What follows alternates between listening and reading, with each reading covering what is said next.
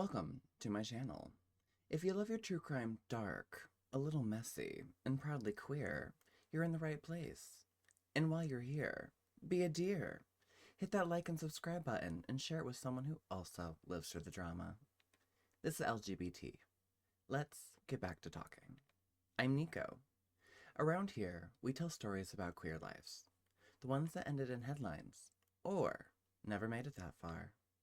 Some were victims, some were villains, most were complicated. So, pour a drink, take a breath.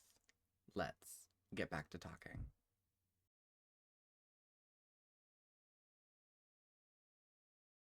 Before he became a monster, Dean Corll was nothing.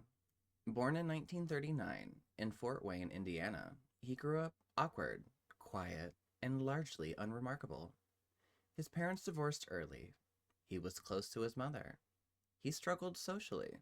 He drifted. No grand trauma. No cinematic origin story. Just a man who learned very early how to blend in. By the 1960s, Corll was living in Houston, Texas, working at his family's candy company. He sold sweets to neighborhood kids. He employed local teenagers. He let them hang out, drink, party, and crash on his couch. They called him the Candy Man.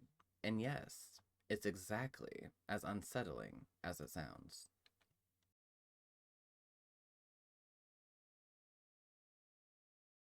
To understand how Dean Corll got away with what he did, you have to understand Houston in the early 1970s.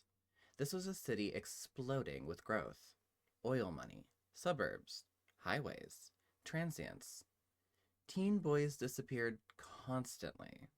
Runaways were dismissed. Queer kids were invisible. And police? They didn't care. If a boy vanished, the assumption was simple. He ran away. He was probably gay. He probably deserved it. This cultural indifference is not background noise. It is part of the crime.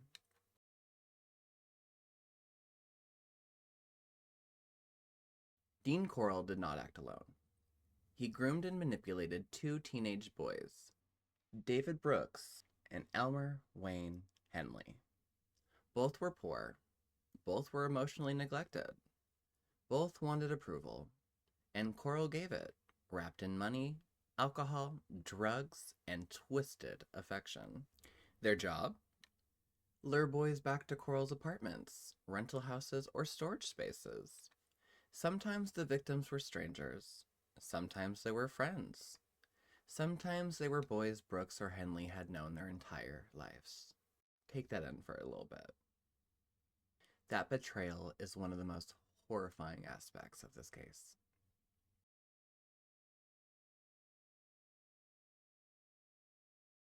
Once inside, the reality was swift and brutal.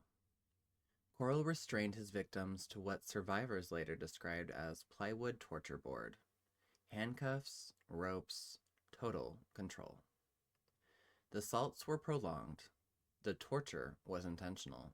The murders were methodical. Victims were raped, beaten, and strangled, sometimes over days. Corll filmed some of it. He photographed some of it. He kept souvenirs. This was not impulsive violence. This was ritual.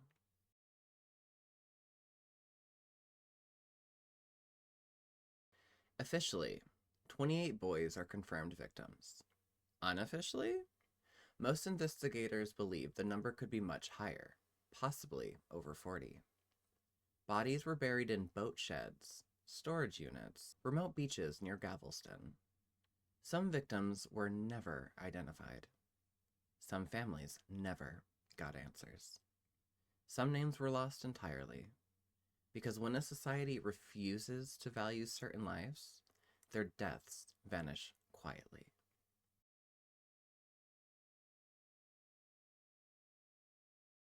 On August 8th, 1973, something changed. That night, Corll attempted to assault Henley himself, along with another boy. Henley snapped. He grabbed a gun and shot Dean Corll 6 times, killing him on the floor of his apartment.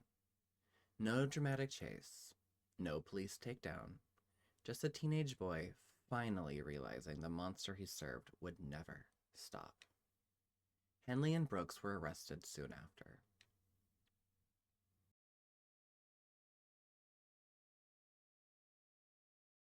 David Brooks was sentenced to life in prison. He later recanted much of his testimony, muddying the historical record even further.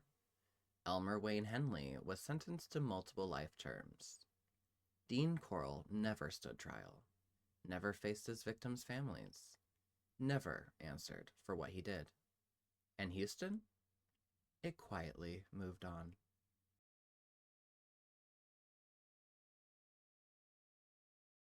Dean Corll wasn't caught because the system worked. He was stopped because an abused teenager finally fought back. This case matters because it exposes how disposable queer and marginalized youth were, and often still are, how predators thrive when institutions don't care, how evil doesn't always look dramatic. Sometimes it looks helpful, friendly, and harmless. The Candy Man wasn't hiding in the shadows. He was invited inside. When we talk about serial killers, it's easy to fixate on the monster. But the real horror of Dean Corll is the silence that surrounded him. The boys no one looked for. The parents no one listened to. The police reports no one followed up on. These weren't statistics. They were kids. And they deserved to grow up. You've been listening to LGBT. Let's get back to talking. I'm Nico, your host, your narrator, your slightly too interested gay friend with a microphone. And every week, we dig into queer lives brushed out of the margins. The victims, the villains, and the beautifully complicated ones who lived in between. If you liked tonight's story, go ahead and follow, subscribe, and leave a comment. Or just whisper sweet nothings into the void. I hear everything.